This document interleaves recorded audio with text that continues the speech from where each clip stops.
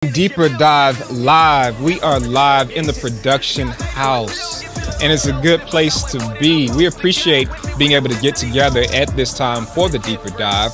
The Deeper Dive gives us the opportunity to attend to the things that God has said to us as we've determined to be people who are most blessed. We appreciate you being where you are. Let us know that you're there. Drop something in the chat. Greet those that you're chatting with. Share it. Pastor Brian is in the building with us today. Yeah. Pastor Brian, it's a good day. It's a good day, Pastor Brian. It's a good day in Tampa Bay. Let's go. It's a good day. Go. I'm looking back to Sunday, and first I got to start by just giving you some flowers, man. The your level of enjoyment was overflowing. Like, I enjoyed watching you enjoy yourself on Sunday. that was beautiful.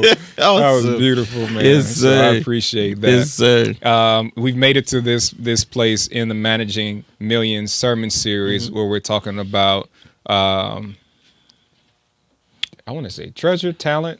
We hit all of it. We hit it all. And I was asking God, I was like, at first I was planning on doing it one by one. And then I was like, you know what, God, like, I'm gonna let you do what you want to do. And so we've been really after we laid the foundation, just simultaneously talking about time, talent, and treasure. Yeah. Together, in every message, right? Buried treasure, buried treasure, right? And I want to point out how just your level of excitement about the message and just what God is doing, what God is saying, matches almost the value of us rising our expectation, right? Expecting more, not just more of one singular thing, not just more money, not just more time, more of everything that God has to offer. And so let's talk about that, just the value of a believer having expectation on high. Right. Well, first of all, like the Bible just talks about the importance of our hope being evident, right? And for believers, if there's one thing we should always be, is full of hope. And so, if you're a believer, and I'm not saying this as a negative thing or as a bad thing, if you find yourself not feeling hopeful, understand that, like, there's something out of alignment with what it is that you are believing currently. Got it. Because if everything you believe causes hope. And so one thing that believers are in all circumstances, above all things, is hopeful. Everything a believer believes causes hope. Exactly. Right. Faith so is confident expectation of good. Yeah. Right. And so like we have a confident expectation that something good is going to happen. And so we are hopeful, man. Yeah. Yeah. If we I'm gonna ask this silly question, right? So if we had I don't know what it would be. I'm not a tech person. If we had USB ports and you had the opportunity to, like, plug us up and insert one point, like, this should change the game. Yeah. What would it be in light of what we're managing millions? I would say, like, that thing is still hit me, right? The kingdom of God was designed to come alive. Ooh. Like, everything about it causes life. Yeah. Like, you've plugged up or tapped in when you feel alive. And it's not alive based on circumstances. It's alive based on connection. Yeah. Right? Like, you can be connected in a bad circumstance and still feel alive. The kingdom of God. It's not circumstantial. It's the connection. Because I am connected in, I feel alive. And I mean, it's in a state of alive that goes beyond, like, present circumstances. It's like that peace that transcends your understanding. Like, all of that is felt. Right? That's good. That's good. I'm thinking about how after every believer has experienced that, and maybe too often, the last time you experienced it was when you just got born again. Yeah. But what you're saying is, oh man, you need to recharge. Like, like re-up. Like you Yeah. can feel that feeling Right. of liveness. Again. Yeah. Right. You know, one thing that I'll say this way. Whenever I go and I know I'm going to be teaching to a group of seasoned saints, I always try to make sure, Brian, don't get caught up trying to explain to them why they are where they are. Speak life. Like, and you'll find yourself after having been saved for so long that you're just trying to figure out why you are where you are instead of just receiving the fact that it doesn't matter. That's good. That's good. It doesn't matter, and it doesn't change what God says. Yeah. And a lot of people are trying to like literally conform their reality and trying to change God's truth or conform God's truth to their reality. And try to literally say stuff like, well, he didn't mean it all. He couldn't have meant it like that because that's not what I'm experiencing at this stage. Well, that's the fruit of constant disappointment. Yeah. Has lowered your standard. I'm gonna say this, and this hopefully don't take us off the rails, but when you said that, it reminded me of a statement that is still gray to me, and we use it, but I'm not sure we always use it right. And it's the statement, even though it's in the Bible, but I don't think we using it right sometimes. Yeah. The statement, if it be God's will. Like when you describe that people, believers find themselves trying to conform his truth to their circumstances, like one of the statements I hear used in moments like that is, it must not be his will. Exactly. All right. Right. And that's what I mean, that when you're in front of a lot of seasoned saints and people that have been saved for a long time, they have, and a lot of times they're not even aware of how many spaces and places they have literally tried to conform God's truth to their reality. And it's like, oh, okay, so they'll say like, man, by his stripes I'm healed. But then like they're trying to explain why they may still be dealing with something 2 years later. And they say, well, sometimes it's just healing in your mind. You know, sometimes it's just, you know, healing of your thoughts. Sometimes it's just healing. No, it's healing of your body. Yeah. Like you can't change the truth to fit your circumstances. And if you're not careful, they'll continue. You'll find out. You'll be like, man, what's behind what they're saying? They're trying to change the truth to make themselves feel better about where they are instead of allowing the truth to change them where they are. And it's like, you know what? I will continue to stand. I will continue, and I'm not going to, well, man, God must want me to be sick because there's something he wants me to see in this. Heck to the no. Like, Heck God doesn't need to use sickness to show you something. Heck to the no. Yeah. But it's like, no, like stop all of that. Like stop all of that. Like he's keeping me in this low place so that I can learn a lesson. I can learn high. You know what I'm saying? Yeah. I can learn good. I can learn good and clear. Like when everything is good, I can still learn, right? I can Come on, man. Like, you know, I don't have to hit. My dad used to say like, this is like, man, nowadays people hit rock bottom and they start digging. Digging for a lesson. No, you were supposed to learn at the bottom. Now y'all digging, like you digging ditches, being like thinking that it's down there. Like, man, as soon as I get to my nothing, I'll finally see God. And I had to get to nothing to finally see God.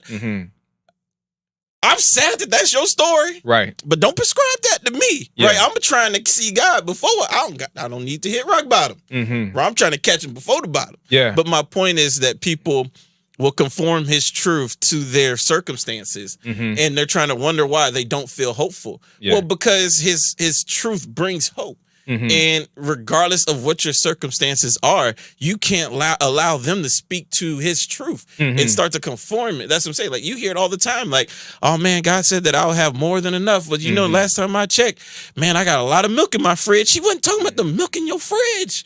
You know what I'm saying? Like I get that you're appreciative. I get that you're grateful. And so it's from that grateful place that you're living, but don't let it dim the light he's put in you. Don't let it change the vision he gave you. And that's what I mean. Like when you say buried treasure is the fact that, what am I describing? You're buried beneath these things now. Yeah. Like you are treasure. You have treasure. You're connected to treasure and you're buried beneath things.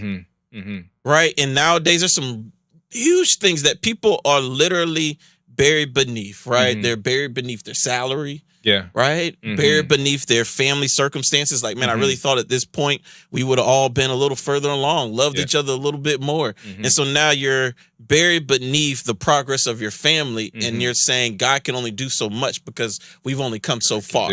Yeah. What are you doing? You're burying his truth. Yeah. Right? That's and good. you're saying, and you're calling it good when it's really just buried. That's good. You know, and so many people are, well, I believe after Sunday, prayerfully, people are free, right? Yeah. And they came out, you know, and it's like, you know what, Pastor Brian, I mean, we had a moment in the services. I really want y'all to pause and think, like, what are you buried beneath? Because we are all buried beneath. Like, it's Satan's job to bury us because he can't destroy us, right? So he can't destroy you. He can't dim your light, but he can take you off the lampstand.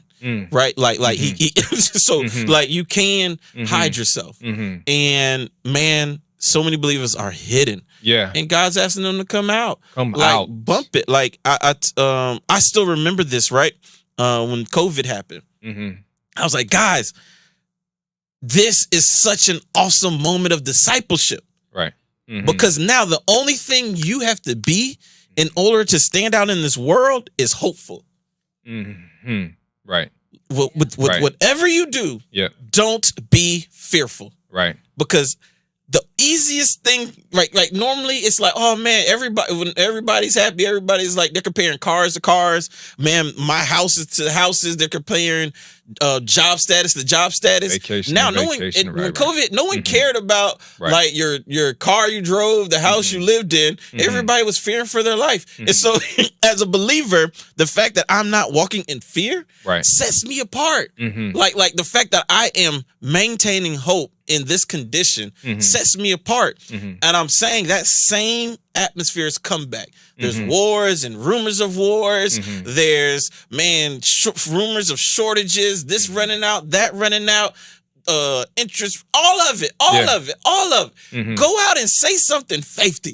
Right now, you're going to stand out. There it is. Go out and say something big, and you're going to stand out. Like stop saying the safest thing and say the faithiest thing, right? Yeah. And you're going to stand out. That's good. Now I'm excited. Yeah. I'm excited because God is telling me to say some wild things, right? Here's the thing. Like, all it does is it attracts the wild. Right. And I'm like, you like, that's so dope to me. Like, say something wild and watch. The wild folks gonna be like, dog, get at it. You know what I'm saying? like, and so you're able. Was right. What? Yeah. And it's nothing like, man, the day you find out that you're not alone. That's good. You know what I'm saying? And so it's like, I'm so excited because, man, like, oh, it's on and popping. It's on and popping. Like, there's so much expectation right here, sitting right here. What? Let's go. Wait.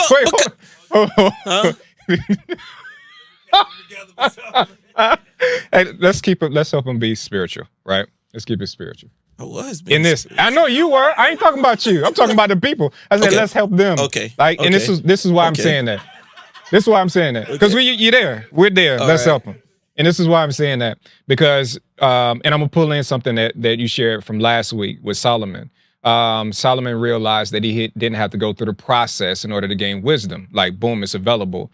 And I still hear that underlaying what was even shared on Sunday. There's so much that's available for the believer that's available. You don't got to go through. We're buried under process. We're buried under steps. We're buried under curriculum. Like, God is like, no, you can do this. You got this right now. And that's what I mean by helping people be spiritual. We need to switch from this logic, reason thinking to spiritual. So here's the thing, right? I'll go ahead. This is funny, but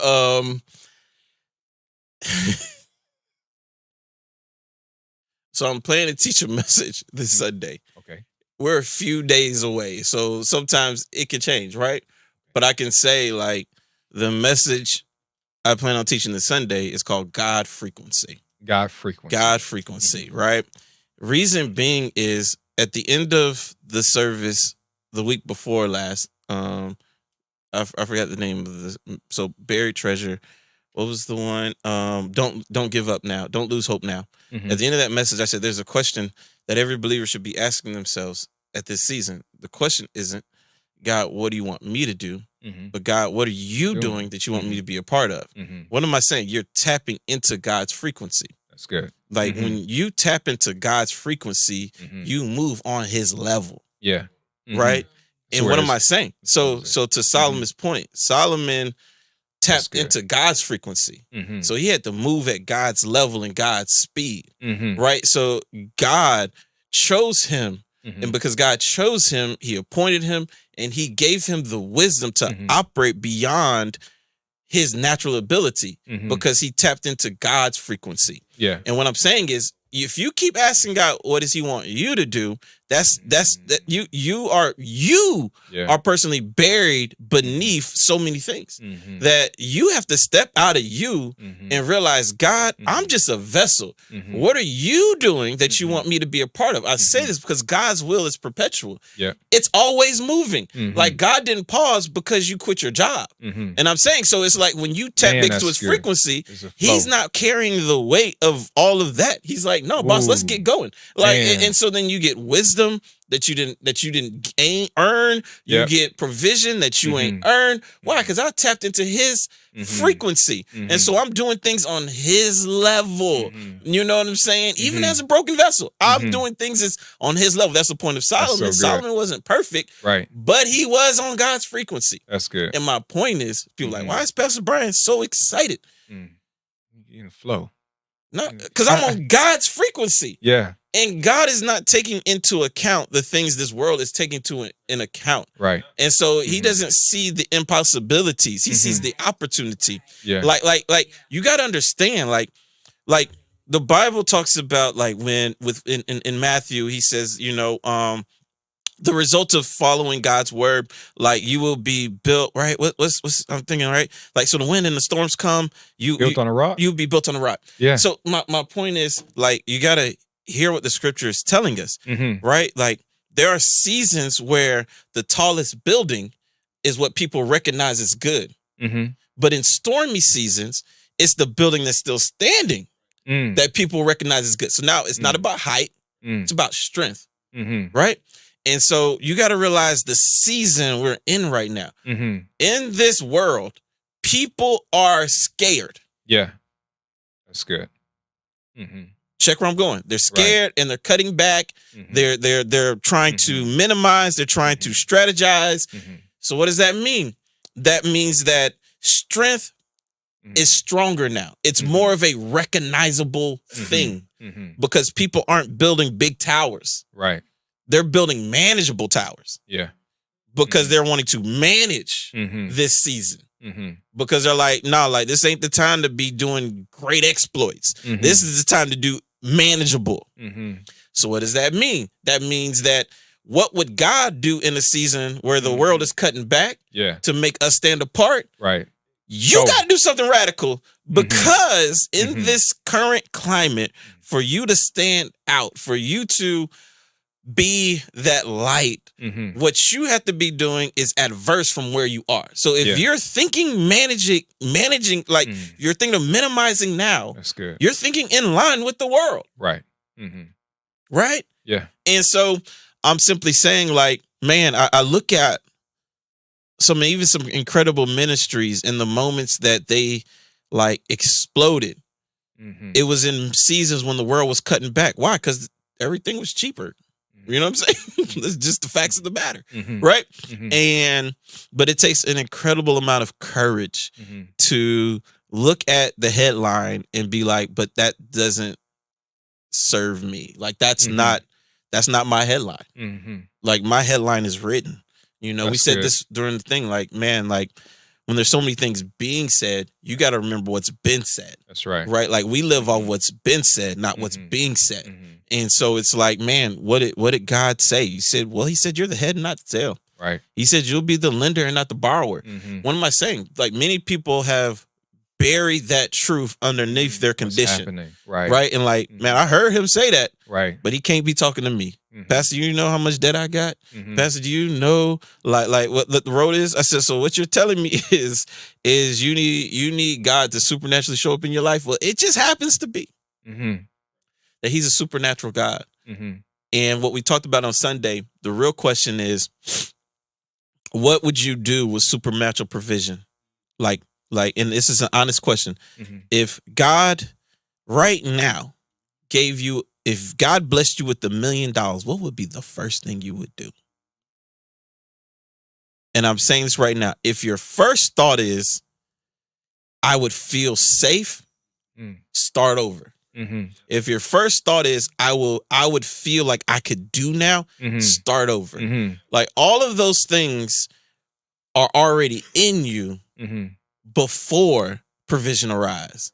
And that's what we mean by ready. Because on Sunday we talked about like Jesus was talking about they were given talents according to their ability. Yeah. Right. But it couldn't be that he was saying according to like what they could do, because everybody has the potential to do. So he was saying, I gave according to their willingness to do. Right. Like they were already willing to do. Yeah. So the provision caught them in motion. Like the provision didn't start their motion. The provision caught them in motion. There's a big difference between them two. Yeah. And many people are like, I'm waiting to start. God's like, no, you start and then I go. Right. But people are like, man, that's God, in order for me to start, man, that's going to take something what? Faithy. And that's exactly what I'm talking about. Right. That's exactly what I'm saying. Guys, yes. Yeah. So you're telling me you're going to have to put it all on the line? Yeah. Sounds about right. and so it's like, man, it's like, it's that season. This is the moment. This is, man. That's so good. I get excited. Yeah. Israel said this once in a song. He said, an opportunity of a lifetime exists in the lifetime of that opportunity. And capture that one. Might have to run that one back. Opportunity of a lifetime only exists within the lifetime of the opportunity. Yeah. And you know, I've been here. Oh, you got a few 2 minutes. Let's go. Okay. So what I'm trying to say is this is a shift, right? And I want people to hear the reason why we don't talk like this a lot is so that people's hearts don't become numb, right? Like, so, I mean, you go to churches a lot of times, they always tell me, it's a move, it's a shift, it's now. You don't hear that a lot around here. You don't. Why? Because people's hearts will wax cold because it just becomes like rhetoric. Like it's just rhetoric. You don't hear us say that a lot. Mainly because the truth of the matter is it ain't always a shift. Yeah. Right. Like there was a season to get on the ark. Yeah. And then the doors closed. Yeah. Right. Like, there was like it's you know what I'm saying? Like, I'm just trying to wrap all that up to trying to say this actually is a moment. It's almost like God is scanning the globe. Like, who is ready? Yeah. And by ready, he's saying, like, who is willing to understand? Willing. Right? I know, Pastor Mark, let's go, definition man. Words. That's the word. That's the who willing. Is willing not only to see, but to multiply. The lens God's looking for in this season is a multiplication lens. Like a lot of people would see that $1 million and think about what they could do with it. I'm saying what God is looking for this in this season, in this time to release that $1 million is a mind that will see that $1 million and say, God, show me how to multiply it. Yeah. Like I'm like, show me how to multiply it. You know, one of the things that God placed in my heart for this sermon series, he's like, Brian, I want people to walk away from this sermon series feeling like a Fortune 500 company. Like they should feel like they are a Fortune 500 company. Mhm. They are diversified Mhm. in so many ways. Mhm. Like they have the ability to do what is like, no, I would take this $1 million and I would put it 30% in that business, 20% in that business, 40% in that business. I would invest this much in that one. Like, this is what I would do with the $1 million, so I could turn it into 2 million.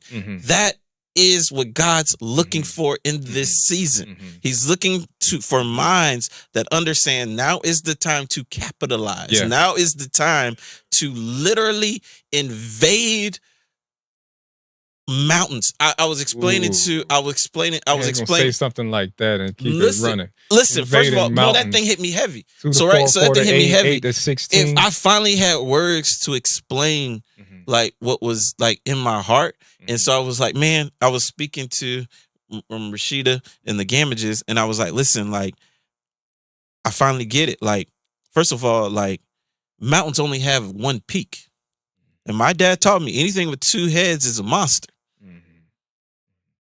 What I'm trying to get people to see is we're not trying to build a mountain. We're trying to build a mountain range.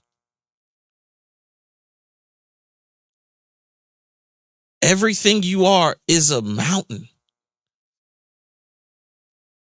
And God's not trying to build mountains. He's trying to build mountain ranges. Where's the bar capture person? Like right now, That's right? the Like, one right and I'll there. put this in. I'll put this in. Like, I'm gonna using you an example, right? Because you have 3 kids and a wife. It's almost like before the season, you were like, "What mountain do we need to build?" What God is saying, what mountain range are y'all? Yeah. You got 4 peaks. You got 4 peaks, boss. Got that. I love it. Yes, sir. You got 4 peaks. How would you take this $1 million so that it can multiply and build a mountain range? That's good. Before the season, people came in thinking like, me and my family, we're going to build this mountain. No. This ain't mountain building season. This is mountain range season. That's good. Yeah. Everybody deserves a peak. That's good. Anything with 2 heads is a monster. Right. Everybody deserves a peak. Mountain range. How would you diversify it? Yeah. How would you invest it across multiple things?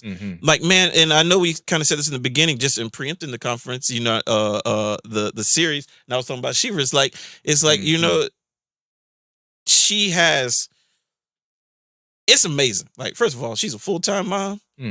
And she be doing everything. It's amazing. And it's about finally realizing that God doesn't want any of these to be small, that every single one of these is a mountain that's supposed to be big. Yeah.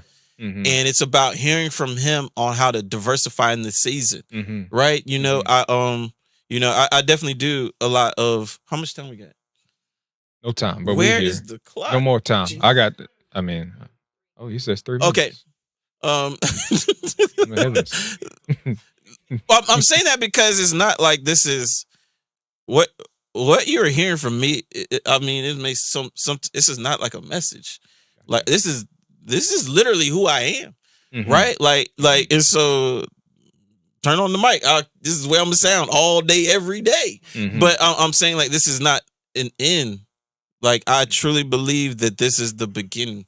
You know, I know what I've been called to do. Right. And that is to stir up a generation, actually multiple generations, you know, to walk so confidently into what God has called them into. And so I'm dedicating my voice to doing that every time. Right. And so I'm so excited about it, man. And because this is a window for those, man, who been questioning, you know, man, I like one simple question. You know, I speak to a lot of not just creators, but influencers, business leaders, and a lot of the things they wrestle with is like, which one of these am I supposed to be?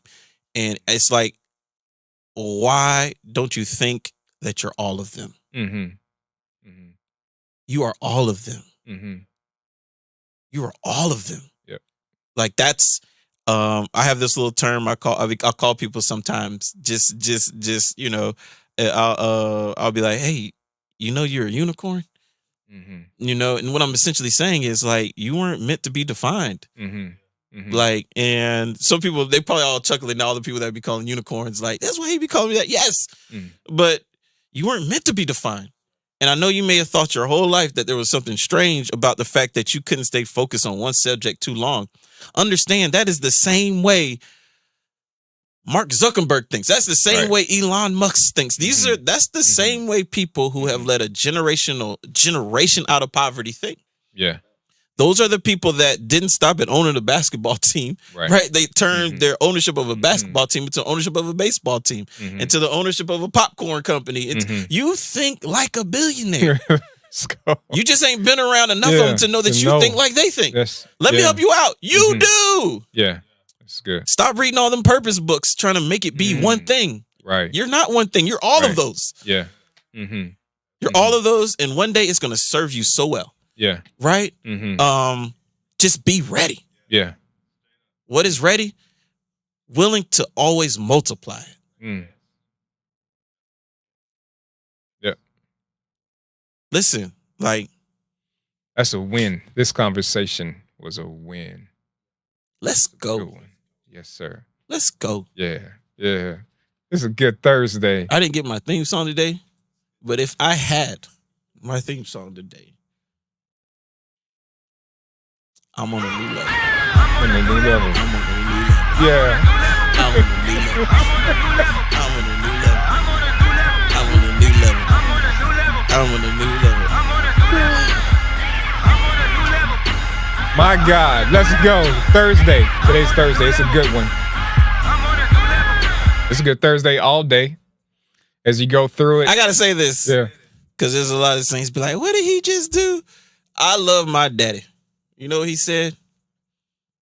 I haven't been called to pamper the privilege, but to save the lost. And in case you're wondering, being saved is privileged. Like, and there's a lot of privileged folks complaining about what's necessary to reach the lost. But it ain't been called to pamper the privilege. We've been called to save the lost. That's good. I'm on a new level. I'm on a new level. Yes. Yes.